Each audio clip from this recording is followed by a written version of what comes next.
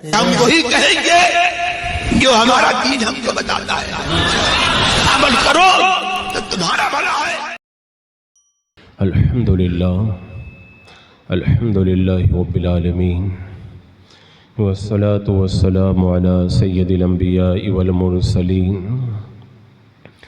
وعلى آلہ واصحابہ وازواجہ واہل بیتہ اجمعین، اما بعد اعوذ باللہ من الشیطان الرجیم، بسم اللہ الرحمن الرحیم، وذکرہم بأیام اللہ، صدق اللہ مولانا العظیم، وصدق رسولہ النبی الامین المتین الکریم، ونحن علی ذلک لمن الشاہدین والشاکرین، والحمد للہ رب العالمین۔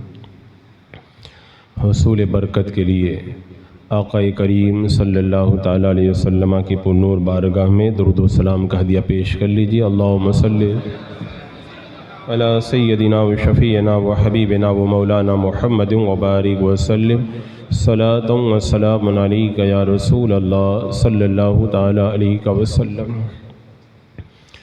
آج کا جمعہ مبارکہ 11ویں شریف کی برکتوں سے اور بھی زیادہ پرنور ہو گیا ہے، اور قادری دیوانوں کے دلوں کے اندر 11ویں کی امنگوں نے آج کی جمعہ کی خوشیوں کو دوبالا کر دیا ہے۔ اللہ تبارک و تعالی ہمیں قادری کرے، قادری رکھے اور قادریوں ہی میں موت عطا فرمائے۔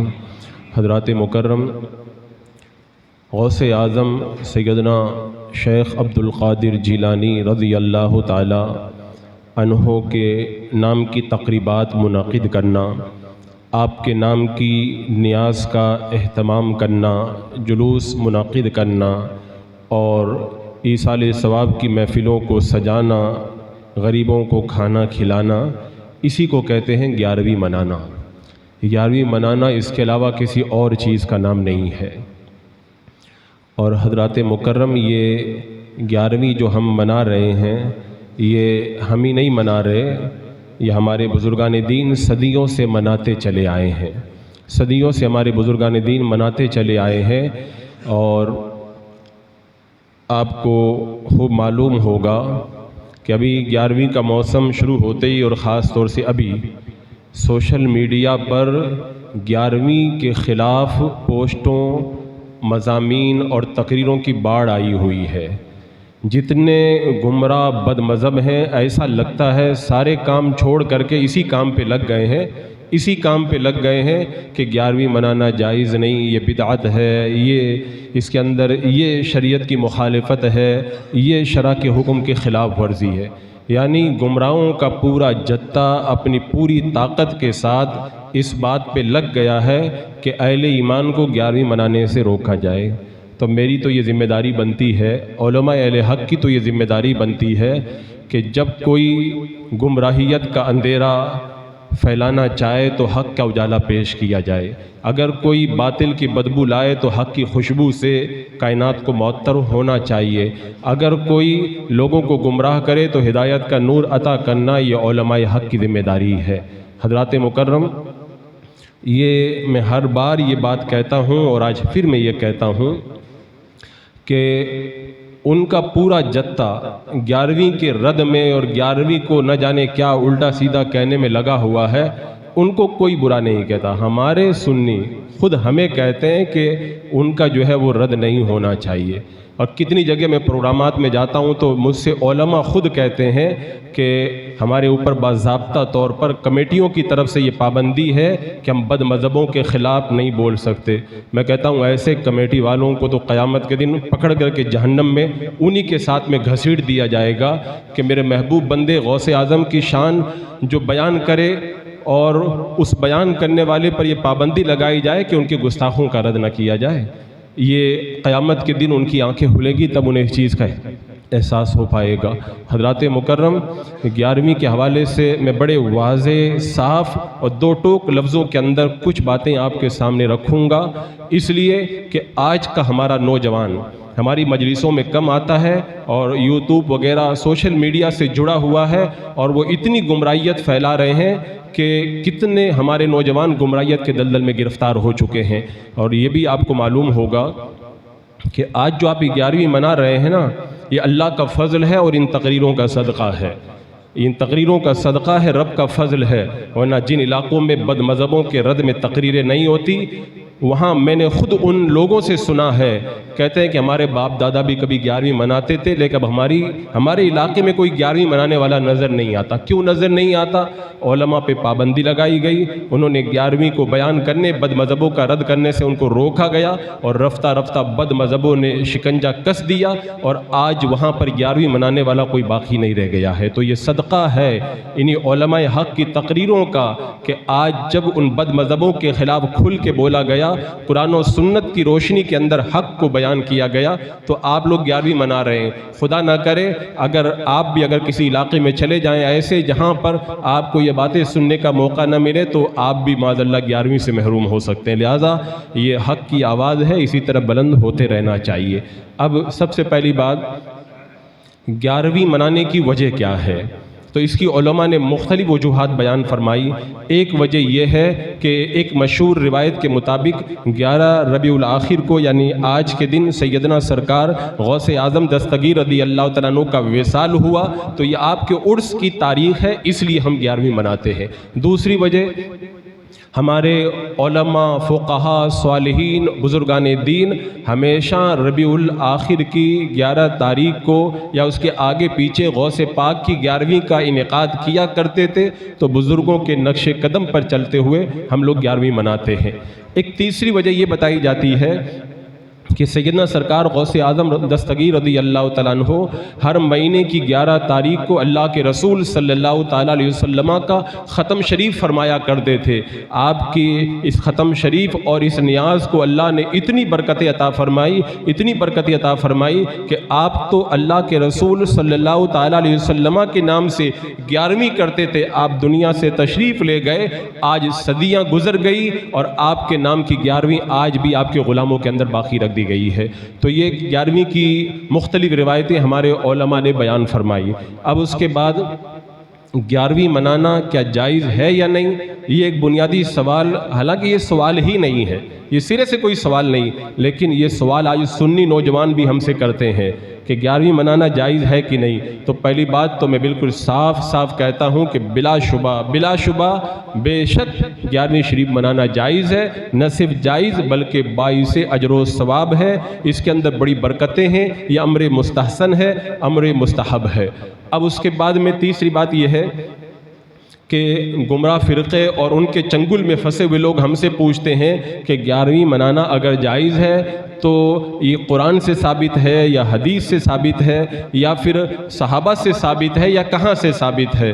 تو یہاں پہ میں کچھ اصولی باتیں آپ کے سامنے رکھوں۔ جو چیزیں فرض ہوتی ہیں وہ دلیل قطعی سے ثابت ہوتی ہیں، جو چیزیں واجب ہوتی ہیں وہ دلیل ظنی سے ثابت ہوتی ہیں، جو چیزیں سنت ہوتی ہیں وہ اللہ کے رسول علیہ السلام اور صحابہ کے قول، فعل اور تقریر سے ثابت ہوتی ہیں، اور جو چیزیں مستحب ہوتی ہیں وہ علماء کے کرنے سے اور نیک لوگوں کے بتانے سے ثابت ہوا کرتی ہیں۔ اب پہلی بات تو یہ کہ ہم 11ویں شریف کو نہ فرض مانتے ہیں اور نہ واجب مانتے ہیں۔ اب ہم سے کوئی قرآن کی آیت نہ پوچھے، ہم سے کوئی حدیث پاک نہ پوچھے، کیونکہ میں نے بتا دیا کہ قرآن کی آیت اور حدیث پاک یعنی دلیل قطعی اور دلیل ظنی فرض اور واجب کو ثابت کرنے کے لیے پیش کی جاتی ہے۔ جب 11ویں کو ہم فرض بھی نہیں کہتے، واجب بھی نہیں کہتے، تو یہ کتنے بڑے نادان اور جاہل و بیوقوف ہے جو ہم سے قرآن کی آیت اور حدیث پاک مانگتے ہیں۔ اب اس کے بعد میں دو چیزیں بچ گئی، اگر یہ فرض اور واجب نہیں ہے تو سنت ہے کہ مستحب ہے؟ تو 11ویں کی دو جہتیں ہیں۔ اگر 11ویں کو اس اعتبار سے دیکھا جائے کہ 11ویں ایصال ثواب ہے تو اس اعتبار سے 11ویں شریف منانا یہ سنت ہے، یعنی یہ قرآن سے بھی ایصال ثواب ثابت ہے، حدیث سے بھی ثابت ہے، ہمارے بزرگوں سے بھی ثابت ہے۔ تو اگر ایصال ثواب کے اعتبار سے دیکھا جائے تو 11ویں شریف منانا یہ سنت ہے۔ اور اگر خود 11ویں کو دیکھا جائے مرتبہ فردیت کے اندر، جو ہم خاص طور سے 11ویں مناتے ہیں ایصال ثواب سے نظر ہٹا کر کے، تو اس اعتبار سے 11ویں شریف منانا یہ سنت نہیں بلکہ مستحب ہے۔ اور مستحب کس کو کہتے ہیں؟ مستحب کے بارے میں میرے آقا صلی اللہ تعالیٰ علیہ وسلم نے ارشاد فرمایا، مسلمان جس کو اچھا سمجھے وہ اللہ کے نزدیک بھی اچھا ہے۔ اعلیٰ حضرت فرماتے ہیں مسلمان سے مراد نیک مسلمان، یعنی نیک مسلمان جس کام کو اچھا کہہ دیں، اچھا سمجھیں، اس کام کو نیک لوگ کریں تو خدا کے نزدیک بھی وہ چیز اچھی ہوا کرتی ہے، وہ چیز مستحب ہوا کرتی ہے۔ تو اگر ایصال ثواب ہے 11ویں شریف تو یہ سنت سے ثابت ہے، قرآن سے ثابت ہے۔ اور 11ویں شریف اگر اس اعتبار سے دیکھا جائے کہ ہمارے بزرگان دین نے منائی ہے تو یہ مستحب ہے۔ اب اس کے بعد میں یہاں پہ ہمارا مخالف یہ کہتا ہے معاذ اللہ، یہ دیوبندی وہابی جتنے بھی گمراہ ہیں یہ کہتے ہیں کہ 11ویں شریف منانا بدعت ہے، کوئی کہتا ہے ناجائز ہے، کوئی کہتا ہے یہ دن متعین کرنا ناجائز ہے، کوئی کہتا ہے فاتحہ دلانا ناجائز ہے، اور کوئی یہ کہتا ہے کہ وہ مرغا ذبح کرنا بھی ناجائز ہے، اور کوئی 11ویں شریف نام رکھنا بھی ناجائز کہتا ہے۔ یہ ایک بڑی لمبی چوڑی گفتگو، اس کا خلاصہ میں آپ کے سامنے عرض کروں۔ جو بدعت کہہ رہا ہے، بدعت کا پہلے معنی سمجھ جائیں۔ بدعت کہتے ہیں قرآن، حدیث اور صحابہ کے آثار میں نہ اس کی کوئی دلیل موجود ہو، نہ اصل موجود ہو، اور نہ اس کی نظیر موجود ہو، اس کو بدعت کہتے ہیں۔ اور قرآن و سنت وغیرہ کے اندر اگر وہ چیز موجود نہیں ہے، نہ اللہ نے اس کو حلال فرمایا نہ حرام فرمایا، تو وہ چیز اپنی اصل کے مطابق جائز ہوا کرتی۔ میرے آقا صلی اللہ تعالیٰ علیہ وسلم نے ارشاد فرمایا، الحلال ما احل اللہ فی کتابی والحرام ما حرم اللہ فی کتابی وما سکت عنہ فمما عفا عنہ۔ حلال وہ ہے جس کو اللہ نے اپنی کتاب میں حلال کیا، حرام وہ ہے جس کو اللہ نے اپنی کتاب میں حرام کیا، اور اللہ نے اپنی کتاب میں جس کو نہ حلال فرمایا نہ حرام فرمایا، جس سے خاموشی اختیار فرمائی، وہ اپنی اصل کے مطابق معاف ہے، وہ جائز ہوا کرتا ہے۔ اب اگر کوئی کہے کہ 11ویں شریف منانا جائز نہیں ہے تو رب نے، اللہ کے رسول علیہ السلام نے بتا دیا کہ کتاب اللہ میں حرام ہونا چاہیے۔ بتاؤ کہاں لکھا ہے قرآن میں یہ حرام ہے؟ اگر قرآن میں اگر اس کا حرام ہونا نہیں دکھا سکتے تب پھر اپنی اصل کے مطابق یہ چیز جائز رہے گی۔ اب اس کے بعد میں سب سے پہلی بات تو میں یہ کہوں گا کہ جو لوگ اس کو بدعت کہتے ہیں تو ان سے کہا جائے کہ ہم سے دلیل نہ مانگی جائے جائز ہونے کی۔ جو آدمی کسی چیز کو ناجائز کہتا ہے دلیل دینا اس کی ذمہ داری ہوا کرتی ہے۔ ہماری دلیل تو موجود ہے، اللہ کے رسول علیہ السلام نے فرمایا جب مسلمان نیک لوگ جس کو اچھا سمجھے وہ خدا کے نزدیک بھی اچھی ہے۔ ہم دیکھتے ہیں بزرگان دین 11ویں شریف کو اچھا سمجھتے رہے۔ اب اس کے حوالے کتنے ہیں؟ میں سینکڑوں کی نہیں بات کرتا، ہزاروں کی بات کرتا ہوں۔ ہزاروں اولیاء کرام، ہزاروں فقہاء کرام، محدثین، بڑے پائے کے بزرگان دین کئی سو سال سے 11ویں مناتے چلے آ رہے ہیں۔ تو کیا معاذ اللہ یہ ہمارے بزرگان دین بدعتی تھے؟ کیا یہ ہمارے بزرگان دین جو 11ویں کا کھانا کھاتے تھے معاذ اللہ کیا یہ حرام کھاتے تھے؟ یا ہمارے ہزاروں اولیاء کرام جو 11ویں کی محفل سجاتے تھے کیا سب ناجائز کام کرتے تھے؟ کیا اللہ تعالیٰ کسی بدعتی کو ولی بناتا ہے؟ کیا اللہ تبارک و تعالیٰ حرام کھانے والے کو ولی بناتا ہے؟ کیا اللہ تبارک و تعالیٰ ناجائز کام کرنے والے کو ولی بناتا ہے؟ یہ چپتے ہوئے سوالات ہیں جن کا جواب قیامت تک کوئی دیوبندی وہابی نہیں دے سکتا ہے۔ حضرات مکرم، جب ہمارے بزرگوں نے کیا، ہمارے بزرگ الحمدللہ نہ بدعتی تھے، نہ حرام کھانے والے تھے، نہ ناجائز کام کرنے والے تھے، تو اس کا مطلب ہوا انہوں نے جو کیا وہ اچھا کیا۔ اب چونکہ جمعہ کا مختصر وقت ہے ان سارے بزرگوں کے میں حوالے نہیں دے سکتا، میں آپ کو وہ کچھ حوالے دیتا ہوں جس سے آپ کی آنکھیں بھی روشن ہو جائیں گی اور بد مذہبوں کے تو ساتوں طبق روشن ہو جائیں گے۔ کچھ ایسے بھی علماء دنیا میں ہیں جن کو ہم بھی مانتے ہیں، دیوبندی بھی مانتے ہیں، اہل حدیث غیر مقلد بھی مانتے ہیں، اور اس کے بعد بڑے مزے کی بات یہ ہے کہ یہ دیوبندی وہابی اور جتنے گمراہ جن کو مانتے ہیں انہوں نے بھی 11ویں کو جائز کہا ہے۔ انہوں نے 11ویں منائی ہے، انہوں نے 11ویں منانے کی فضیلت بیان فرمائی ہے۔ تو آج کل چونکہ جو ہے سوشل میڈیا کے ذریعے کتابیں دکھا دکھا کے ہمارے نوجوانوں کو گمراہ کیا جا رہا ہے، اس لیے میں نے بھی سمجھا کہ ان کی کتابوں کے بالکل حوالے آپ کے سامنے رکھ دوں۔ سب سے پہلے بات، حضرت شیخ عبدالحق محدث دہلوی رحمۃ اللہ تعالی علیہ اپنی کتاب ما ثبت بالسنہ کے اندر فرماتے ہیں، میرے پیر و مرشد حضرت سیدنا عبد الوہاب متقی مہاجر مکی رحمۃ اللہ تعالی علیہ 9 ربیع الاخر کو غوث پاک کا عرس منایا کرتے تھے۔ اس کے بعد میں آپ فرماتے ہندوستان میں ان کی اولاد اور مشائخ کے اندر 11 تاریخ کو غوث پاک کا عرس منایا جاتا ہے، ایک بات۔ اس کے بعد میں یہی سرکار شیخ عبدالحق محدث دہلوی اپنی کتاب زاد المتقین فی سلوک طریق الیقین میں فرماتے ہیں کہ غوث پاک کا عرس ہمارے دیار میں 11ویں شریف کے اندر منانا یہ معروف ہے۔ اور یہی شیخ عبدالحق محدث دہلوی فرماتے ہیں کہ اخبار الاخیار میں فرماتے ہیں شیخ امان اللہ پانی پتی رحمۃ اللہ تعالی علیہ ربیع الاخر میں غوث پاک کا عرس منایا کرتے تھے۔ اتنی بات آپ لوگ سمجھ گئے؟ اب میں آگے جو بات بتا رہا ہوں وہ سننے کی بات ہے۔ یہ شیخ عبدالحق محدث دہلوی خود بھی 11ویں منا رہے ہیں، ان کے پیر بھی منا رہے ہیں، ان کی ساری اولاد بھی منا رہی ہے۔ آپ کو پتہ ہے یہ شیخ عبدالحق محدث دہلوی کون ہے؟ یہ شیخ عبدالحق محدث دہلوی وہی ہیں جن کو وہابیوں کے امام نواب صدیق حسن بھوپالی نے لکھا ہے کہ ہندوستان کے اندر مسلمانوں کی فتوحات کے بعد علم حدیث نہیں تھا، جو لوگ علم حدیث کو یہاں پر لے کے آئے ان میں شیخ عبدالحق محدث دہلوی بھی شامل ہیں۔ شیخ عبدالحق محدث دہلوی ہندوستان میں علم حدیث کو لانے اور اس کے فیضان کو عام کرنے والے پہلے آدمی ہیں۔ بتاؤ، یہ وہابی خود کہہ رہے ہیں کہ ہندوستان میں جو علم حدیث آیا یہ شیخ عبدالحق محدث دہلوی لے کر کے آئے ہیں۔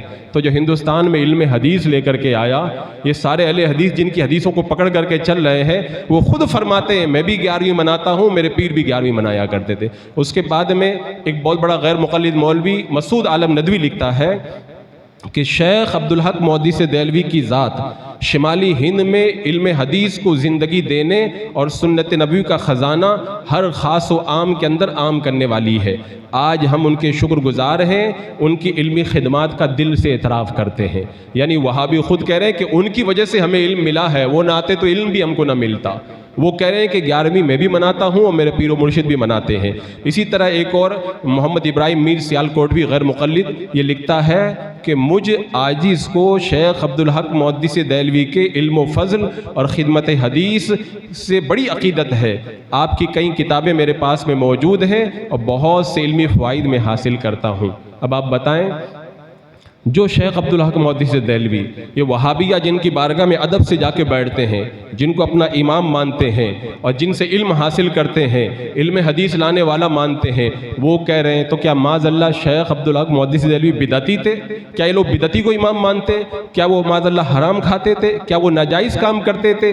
بلا شبہ وہ جو کرتے تھے وہ صحیح کرتے تھے۔ تو جب وہ صحیح کرتے تھے تو ان کو جو وہابیہ اپنا امام مانتے ہیں ان کو بھی ان کے نقش قدم پر چلنا چاہیے۔ اس کے بعد میں ایک اور ذات ہے شاہ عبدالعزیز محدث دہلوی رحمۃ اللہ تعالی علیہ، یہ فرماتے ہیں اپنے ملفوظات عجیزی میں کہ غوث اعظم رضی اللہ تعالیٰ عنہ کے روزہ مبارک پر 11ویں تاریخ کو بادشاہ وغیرہ شہر کے اکابر جمع ہوتے، نماز عصر کے بعد مغرب تک کلام اللہ کی تلاوت کرتے، غوث پاک کی تعریف میں منقبت پڑھتے، مغرب کے بعد سجادہ نشین درمیان میں تشریف لاتے، ان کے ارد گرد مرید اور حلقہ بگوش ہو کر کے ذکر جہر کرتے، اور بعض لوگوں پر وجد بھی طاری ہو جاتا، پھر طعام شیرنی نیاز جو ہوتی تھی وہ تقسیم کی جاتی، عشاء کی نماز کے بعد لوگ چلے جاتے تھے۔ یہ شاہ عبدالعزیز محدث دہلوی رحمۃ اللہ تعالیٰ علیہ کہہ رہے ہیں۔ اور آپ کو پتہ ہے یہ شاہ عبدالعزیز محدث دہلوی کون ہے؟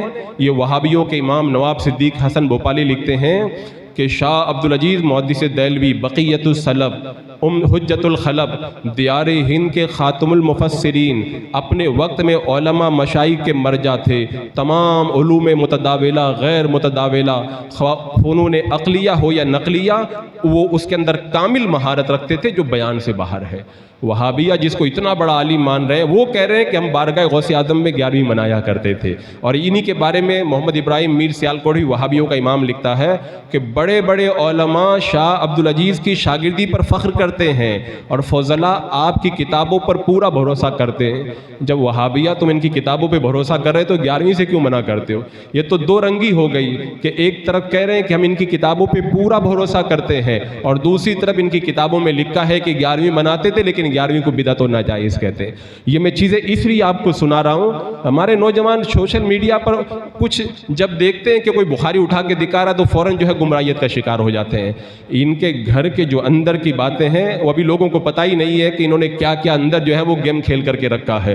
اسی طرح ایک وہابیوں کا امام ہے سرفراز خان, یہ لکھتا ہے کہ بلا شبہ مسلک دیوبند کے جملہ حضرات شاہ عبدالعزیز کو اپنا روحانی پیشوا تسلیم کرتے ہیں. یہ دیوبندی مولوی لکھ رہا ہے کہ شاہ عبدالعزیز پر فخر کرتے ہیں. بلا شبہ دیوبندی حضرات کے لیے شاہ عبدالعزیز صاحب کا فیصلہ حکم آخر کی حیثیت رکھتا ہے.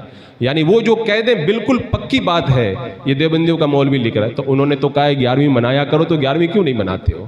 تو ایک طرف تو کہتے ہیں ہم ان کی بات کو آنکھیں بند کر کے مانتے ہیں اور دوسری طرف ان کی باتوں کو بدعت و ناجائز بھی کہا جا رہا ہے. اسی طرح شیخ عبدالوہاب متقی, شیخ عبدالحق محدث دہلوی, شیخ امان اللہ پانی پتی, شاہ عبدالعزیز محدث دہلوی, یہ سب بزرگان دین جن کا میں نے حوالہ پیش کیا 11ویں مناتے تھے.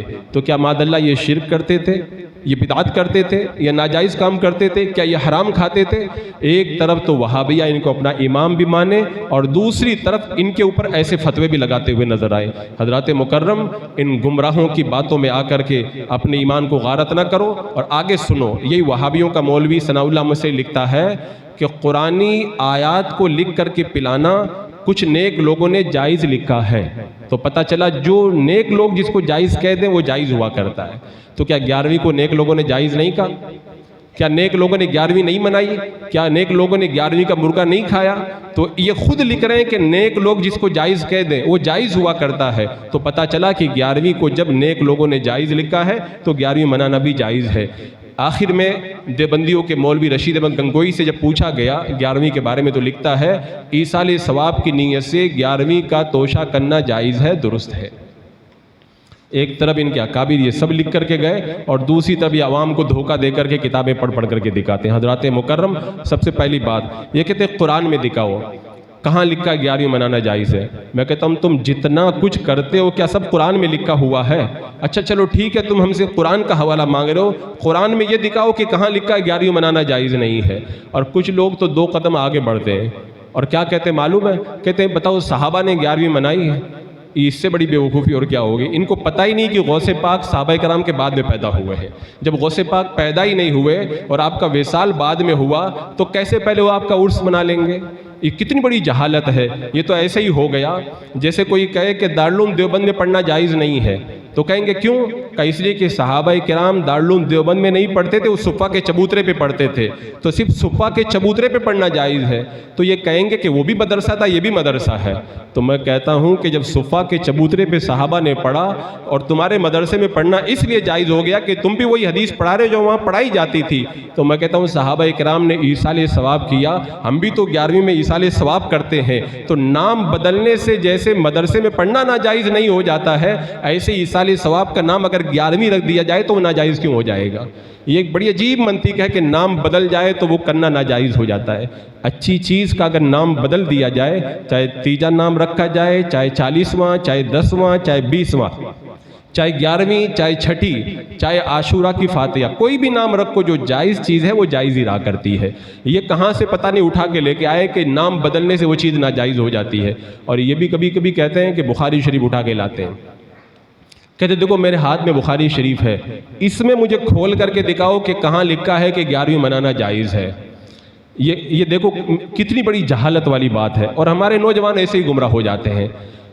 اب ان سے ڈائریکٹ ہم ایک سوال کرتے ہیں کہ اگر بخاری میں تم 11ویں دیکھنا چاہتے ہو تو سب سے پہلے بتاؤ بخاری کے مانتے ہو کہ نہیں مانتے ہو؟ بولے مانتے ہیں. بولے ہمیں بخاری شریف کھول کے اس کے اندر دکھاؤ کہ اللہ کے رسول نے یہ کہاں پہ فرمایا کہ بخاری کو ماننا ضروری ہے. کہاں اللہ کے رسول نے فرمایا کہ بخاری شریف میں جو کچھ لکھا ہوا سب میں نے ہی کہا ہے، وہ سب میری حدیثیں ہیں، تو وہ آئیں بائیں کرنا شروع ہو جائیں گے۔ کہتے ہیں بخاری شریف میں تو حدیثیں لکھی ہیں نا، تو میں کہتا ہوں 11ویں کے ثبوت میں جو ہم پیش کر رہے ہیں وہ بھی تو حدیثیں ہی پیش کر رہے ہیں نا۔ ایصال ثواب کے بارے میں جو دلیلیں پیش کر رہے ہیں وہ بھی تو حدیثیں پیش کر رہے ہیں۔ اگر امام بخاری اپنی کتاب میں حدیثیں لکھ جائیں تو بخاری معتبر ہو جائے، تو اگر 11ویں کے ثبوت میں ہم حدیثیں پیش کر دیں تو 11ویں کیوں ناجائز ہو جائے گی؟ یہ ایک ایسی عجیب و غریب منطق ہے، اور کچھ لوگ تو اتنا آگے بڑھ جاتے ہیں، یہاں تک کہتے ہیں کہ 11ویں جو نام رکھا گیا نا، یہ نام رکھنا جائز نہیں ہے۔ بھئی 11ویں نام رکھنے میں کیا قباحت ہے؟ صفا کا چبوترا جس پہ اللہ کے رسول علیہ السلام نے پڑھایا، تو پھر دنیا کے اندر کسی کو مدرسہ بھی نہیں کہنا چاہیے، کسی کو مکتب بھی نہیں کہنا چاہیے، اسلامک سینٹر بھی نہیں کہنا چاہیے، کیونکہ حدیث پاک میں صرف صفا ملتا ہے، صفا ہی پہ پڑھانا چاہیے۔ تو یہ نام بدلنے سے کوئی چیز ناجائز نہیں ہوا کرتی ہے۔ اور آگے بڑھ کر کے ایک چیز اور کہتے ہیں کہ جو تم لوگ خاص کر دیتے ہو نا کہ 11 ہی کو فاتحہ ہوتی ہے، یہ ناجائز ہے۔ الحمدللہ اہل سنت و جماعت میں سے 11 ہی کو فاتحہ لگانا کوئی فرض اور واجب نہیں سمجھتا ہے، اور کوئی ضروری نہیں سمجھتا ہے۔ 10 کو بھی کر سکتے ہیں، 11 کو بھی کر سکتے ہیں۔ اچھا تم کو 11 سے چڑ ہے تو تم 9 کو مناؤ نا، 12 کو فاتحہ کراؤ، تمہیں اس میں کیا اعتراض ہے؟ لیکن ان کو منانا نہیں ہے، خالی اپنے دل کے ففولے پھوڑنے ہیں۔ اور آگے آپ کو میں بتاؤں، میرے آقا صلی اللہ تعالیٰ علیہ وسلم ہر پیر کو روزہ رکھا کرتے تھے، فرض سمجھ کے نہیں رکھا کرتے تھے۔ تو کیا اتوار کے دن روزہ رکھنا ناجائز ہے؟ کیا منگل کے دن ناجائز ہے؟ کہ اللہ کے رسول علیہ السلام پیر کے دن واجب سمجھ کے رکھتے تھے؟ میرے آقا صلی اللہ علیہ وسلم ہر سنیچر کو قباء شریف تشریف لے جاتے تھے، تو کیا جمعہ کو جانا ناجائز ہے؟ کیا اتوار کو جانا ناجائز ہے؟ اسی طرح حضرت عبداللہ ابن مسعود رضی اللہ تعالیٰ عنہ ہر جمعرات کو تقریر کیا کرتے تھے، تو کیا بدھ کو تقریر کرنا ناجائز ہے؟ یہ بڑی جہالت ہے۔ ہمارے اسلاف نے جو دن مقرر کر کے کام کیا ہے وہ اس لیے نہیں کیا کہ اسی دن کرنا جائز ہے، بس ایک متعین کر دے تاکہ لوگوں کو آسانی میں رہے۔ اب تو ایک بڑا عجیب معاملہ تو یہ ہے کہ یہ لوگ جب شادی کریں، ان کو شادی کی تاریخ نہ دی جائے، بارات لے کے اچانک ان کے گھر پہ پہنچ جائیں۔ یہ کہیں گے کہ اچانک کیوں آ گئے؟ بولے آپ ہی نے تو کہا تھا کہ دن متعین کرنا جائز نہیں ہے اور بدعت ہے، یہ ناجائز ہے، تو ہم نے دن متعین کرنا ضروری نہیں سمجھا، بغیر دن متعین کی آپ کے گھر پہ بارات لے کر کے ہم آ گئے، اور پھر اس کے بعد میں ان کو پتہ چل جائے گا کہ دن متعین کرنا کتنا ضروری ہوا کرتا ہے۔ یہ صرف عوام کو دھوکہ دینے کے لیے ڈھکوسلا بناتے ہیں، ہماری عوام کو اس سے بڑا ہوشیار رہنے کی ضرورت ہے۔ اور آگے بڑھ کر کے معلوم ہے کیا کہتے ہیں؟ کہتے ہیں کہ تم لوگ جو مرغا ذبح کرتے وہ تو قرآن میں ناجائز لکھا ہوا ہے۔ اللہ تعالیٰ فرماتا ہے وما اہل لغیر اللہ، جو غیر اللہ کے لیے ذبح کیا جائے وہ حرام ہے۔ کہاں ما اہل لغیر اللہ آیت کریمہ؟ اس کی تفسیر تو کم سے کم پڑھ لیتے۔ اس کی تفسیر میں مفسرین نے لکھا ہے کہ کفار اور مشرکین اپنے بتوں کے نام پر جو بت ذبح کرتے تھے، اللہ نے ان کے بارے میں فرمایا یہ غیر اللہ کے نام پر جو اپنے جانوروں کو بتوں کے نام پر ذبح کرتے ہیں یہ حرام ہے۔ اب اس کو لے جا کر کے غوث پاک کے مرغے پہ لے جا کر کے فٹ کر دیا۔ کیا کوئی یہ کہتا ہے میں نے اپنا مرغا ذبح کیا غوث پاک کے نام سے؟ کہتے نہیں، غوث پاک کا نام تو لیا گیا، تو پھر بچے کا ولیمہ بھی ناجائز ہو گیا، کیونکہ بکرا لاتے ہو ولیمہ کے لیے تو یہی کہتے ہو نا یہ میرے بچے کے ولیمے کا بکرا ہے، تو تمہارے بچے کا نام آ گیا، وہ بھی ناجائز ہو جانا چاہیے۔ اور قربانی کا جو بکرا لاتے ہو وہ بھی ناجائز ہونا چاہیے، کیونکہ اس میں بھی تو کسی نہ کسی کا نام لے کر کے ہی لاتے ہو نا، یہ فلاں کے نام کا، فلاں کے نام کا۔ نام لینے سے کوئی چیز ناجائز نہیں ہوا کرتی ہے۔ اللہ تعالیٰ ارشاد فرماتا ہے وما لکم الا تاکلوا مما ذکر اسم اللہ علیہ، تم کو کیا ہوا ہے کہ جن پر اللہ کا نام لیا جائے اس کو تم لوگ نہیں کھاتے ہو؟ اور اللہ تعالیٰ ارشاد فرماتا ہے فَكُلُوا مِمَّا ذُكِرَ اسْمُ اللَّهِ عَلَيْهِ إِن كُنتُم بِآيَاتِهِ مُؤْمِنِينَ، اگر اللہ کی آیتوں پر ایمان رکھتے ہو تو جس پر اللہ کا نام لے کر ذبح کیا جائے اس کو کھاؤ۔ رب فرماتا ہے ہم جب مرغا ذبح کرتے ہیں تو غوث پاک کا نام لے کے نہیں ذبح کرتے، اللہ کا نام لے کے ذبح کرتے ہیں۔ رب فرماتا اگر ایمان رکھتے ہو تو میرا نام لے کے ذبح کیا جائے اس کو کھاؤ۔ اس کا مطلب ان کا ایمان ہی نہیں ہے کہ اللہ کا نام لے کر جو ذبح کیا جائے اس کو بھی کھانے کو ناجائز قرار دیتے ہیں۔ یہ سب دشمنی ہے پیران پیر کی، جو ان کی زبانوں کے اوپر الگ الگ انداز کے اندر ظاہر ہو رہی ہے۔ حضرات مکرم علامہ شامی رحمۃ اللہ تعالیٰ علیہ سے ایک سوال ہوا تھا کہ کچھ لوگ 11ویں کو اس لیے منع کر رہے ہیں کہ احتیاطاً نہ کیا جائے کہ لوگ اس کے اندر غلو کرتے ہیں۔ علامہ شامی رحمۃ اللہ تعالیٰ کتنی پیاری بات فرمائی، فرماتے ہیں احتیاط اس میں نہیں ہے کہ جس کو دلیل شرع نے ناجائز نہ کہا ہو اس کو اپنی طرف سے ناجائز کہا جائے، یہ احتیاط نہیں ہے، یہ تو اللہ کے اوپر افتراء اور بہتان باندھ باندھنا ہے۔ میرے آقا صلی اللہ تعالیٰ علیہ وسلم خوب جانتے تھے کہ شراب بہت بری چیز ہے اور بڑی خباثتوں کا مجمع ہے، لیکن میرے آقا علیہ السلام نے شارع ہیں، پاور رکھتے ہیں، اس کے باوجود بھی اپنی طرف سے شراب کو حرام نہیں کہا۔ جب اللہ نے قرآن کی آیت کریمہ اتاری کہ شراب حرام ہے، تب آپ نے شراب کو حرام کہا۔ تو اتنی بڑی گندی چیز کو بھی میرے آقا نے اپنی طرف سے حرام نہیں کہا، اور یہ 11ویں کو جو ہے وہ اپنی طرف سے حرام کا فتویٰ لگاتے ہوئے نظر آتے۔ حضرات مکرم، آج کا جو دور چل رہا ہے، گمراہیت کے بادل پورے طور پہ امڑے ہوئے ہیں۔ میں یہ باتیں اس لیے کہہ رہا ہوں، بہت سارے لوگوں کو میں دیکھتا ہوں جب بد مذہبوں کا نام میں لیتا ہوں نا، تو ویسے اونچے نیچے ہونے لگتے ہیں، ایسا لگتا ہے جیسے وہ ان کے دل کے اندر کھلبلی مچی ہوئی ہے۔ یہ کھلبلی جس کے دل میں مچتی ہے نا، اس کو آخری وقت میں پتہ چلے گا اس کا ایمان سلامت رہتا ہے کہ نہیں رہتا ہے۔ سرکار غوث پاک سیدنا شیخ عبد القادر جیلانی رضی اللہ تعالیٰ عنہ اپنی تقریر میں بد مذہبوں کا کھل کے رد کرتے تھے، نام لے لے کے رد کرتے تھے، اور سرکار غوث پاک نے اپنی کتابوں میں گمراہ فرقوں کا نام لکھا، اور آخر میں لکھا مسلمان پر واجب ہے کہ اہل سنت و جماعت کے ساتھ مضبوطی سے قائم رہے اور گمراہوں سے پرہیز کرے۔ ہم قادری غلام ہیں۔ جب ہمارے غوث نے بتا دیا کہ بد مذہبوں سے پرہیز کرو، بد مذہبوں کا رد کرو، تو جو ان کا قادری غلام ہوگا وہ بھی بد مذہبوں کا رد کرتا ہوا نظر آئے گا۔ حضرات مکرم، غوث پاک کیا کم بڑے عابد تھے؟ ان سے بڑا کون عابد اس دور میں موجود ہے؟ جنگلوں میں 25 سال تک عبادت کرنے والے، 40 سال تک عشاء کے وضو سے فجر کی نماز پڑھنے والے، برج اجمی کے اندر 12 سال تک عبادت کرنے والے، 15 سال تک ایک رکعت میں قرآن پاک ختم کرنے والے، اور ساری زندگی رات بھر رب کی عبادت میں مگن رہنے والے اتنے بڑے عابد، لیکن جب کرسی خطابت پر آ کر کے بیٹھتے اور تقریر کرتے تو کھل کر کے بد مذہبوں کا رد کرتے۔ میرے غوث نے بتا دیا عبادت، ریاضت، تقوی، طہارت، پرہیزگاری، پارسائی، یہ سب اللہ کی بارگاہ میں مقبول ہے، لیکن اللہ کو خوش کرنا ہے تو زمانے میں جو گمراہ پھیلے ہوئے ہیں ان کا رد کرنا، یہ بھی مجھ غوث اعظم کا طریقہ ہے۔ جو میرا غلام ہوگا ان کا رد کرے گا بھی، اور ان کا رد سن کر کے خوش بھی ہوگا، اور جو ان کا رد نہ کرے یا ان کا رد سن کر کے خوش نہ ہو تو پھر سمجھ جاؤ کہ وہ پکا قادری غلام نہیں ہے، اس کے دل کے اندر چور ہے، اس کے دل میں۔ آپ دیکھیں اعلیٰ حضرت سرکار اپنے وقت کے مجدد ہیں، کتنے شان سے 11ویں مناتے۔ ایک بندہ آیا آپ کی بارگاہ میں کہ مجھے کوئی پریشانی ہے، فرمایا 11ویں کا توشہ بول دو۔ اس نے منت مان لی۔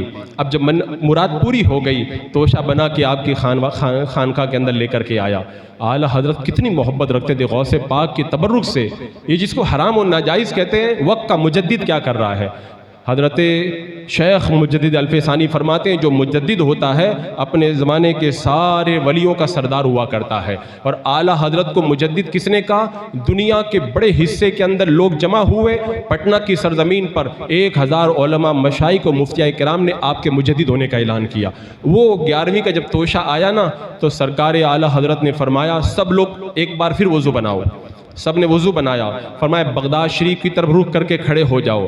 اس کے بعد میں فرمایا کہ سب لوگ جو ہے نا بڑے ادب کے ساتھ میں پیالیوں کے اندر توشہ شریف کو رکھا جائے، سید ہیں جو آل رسول ہیں ان کو آگے بلایا جائے۔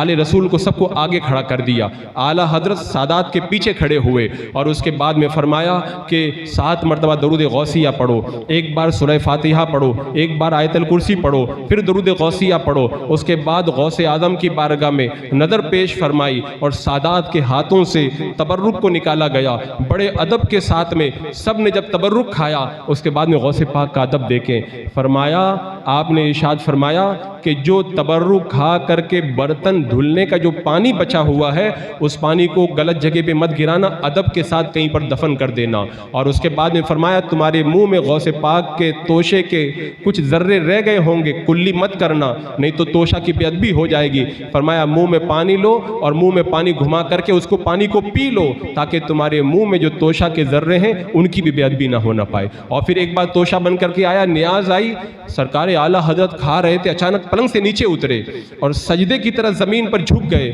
لوگ حیران تھے کیا ہو گیا ہے؟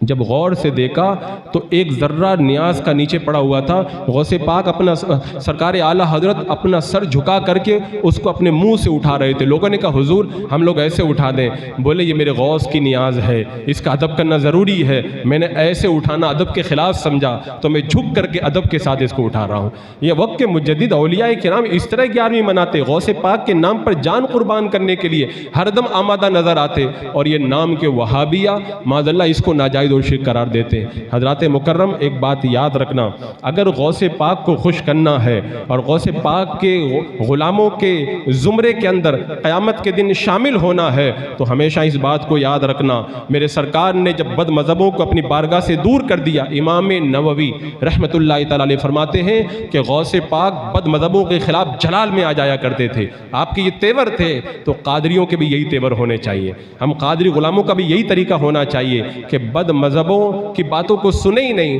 معلوم ہے لوگ کیا کرتے ہیں، طرح طرح سے گھما کر کے لا کے ہمارے نوجوانوں کو پھنسانے کی کوشش کرتے ہیں، اور ہمارا نوجوان جب پڑھا نہیں رہتا ہے تو ان کے دام تزویر کے اندر گرفتار ہو جاتا ہے۔ تو میں نے شروع میں عرض کیا تھا 11ویں شریف یا تو سنت ہے یا مستحب۔ مستحب کا مطلب یہ ہے کہ ہمارے بزرگوں نے اس کو اچھا سمجھا تو بلا شبہ یہ مستحب ہے، تو میں نے دلیل دے کر حوالوں سے بتایا کہ ہمارے بزرگوں نے اس کو اچھا سمجھا۔ اب رہ گیا کہ 11ویں شریف سنت ہے، سنت ہونے کا مطلب یہ ہے کہ یہ ایصال ثواب کی محفل ہے، لیکن یہاں پہ ایک سوال ہوتا ہے کہ ثواب جو ہمارے مرحومین کو پہنچاتے ہیں ان کو تو ضرورت ہے، غوث پاک کو کیا ضرورت ہے؟ غوث پاک تو اپنے زمانے کے بڑے متقی بلکہ لوگوں کی قیامت کے دن شفاعت کروائیں گے، آپ کو کیا ضرورت ہے؟ تو یاد رکھو ہم جو مرحومین کو ایصال ثواب کرتے ہیں ان کی مغفرت کے لیے، اور بزرگوں کی بارگاہ میں جو ایصال ثواب کرتے ہیں وہ ان کی بارگاہ میں ہم تحفہ پیش کرتے ہیں۔ جس طرح سے کوئی بادشاہ کی بارگاہ میں فقیر تحفہ دیا کرتا ہے، ایسے ہی ہم غلام اپنے قادری دولہ کی بارگاہ میں ایصال ثواب کر کے نیاز کا تحفہ دیتے ہیں، اور مرحومین کے نام سے ایصال ثواب کیا جائے تو مرحومین کی مغفرت ہوتی ہے، اور بزرگوں کے نام سے ایصال ثواب کیا جائے تو وہ تو پہلے سے بخشے ہوئے ہیں، اللہ تعالیٰ ان کے درجوں کو بلند فرماتا ہے۔ اور آپ بتائیں اگر دنیا میں آپ کسی کے درجہ بلند کرنے کی دعا کریں وہ آپ سے کتنا خوش ہوگا۔ آج ہم دنیا میں غوث پاک کی بارگاہ میں ایصال ثواب کرتے ہیں، ان کے درجے بلند ہوتے رہیں گے، قیامت کے میدان میں آئیں گے، ہاتھ پکڑ کے جنت میں لے کے جائیں گے کہ تو ہی میرا وہ غلام ہے جو میرے درجوں کے بلند ہونے کے لیے میری رب کی بارگاہ میں دعا کیا کرتا تھا۔ تو یہ برکتیں ہیں، تو یہ جو سنت ہے ایصال ثواب یہ پورا ٹاپک رہ گیا۔ انشاءاللہ اگلی محفل میں گفتگو اسی پر کروں گا کہ ایصال ثواب کہاں سے ثابت ہے، قرآن سے ثابت ہے، حدیث سے ثابت ہے، کیا دلیلیں ہیں، اس پر انشاءاللہ تفصیل سے گفتگو کی جائے گی۔ میں نے صرف آج کی محفل میں مستحب ہونے کے حوالے سے گفتگو کی، انشاءاللہ آئندہ محفل میں سنت کے حوالے سے گفتگو کی جائے گی۔ اللہ رب قدیر ہمیں 11ویں کی برکتوں سے مالا مال فرمائے۔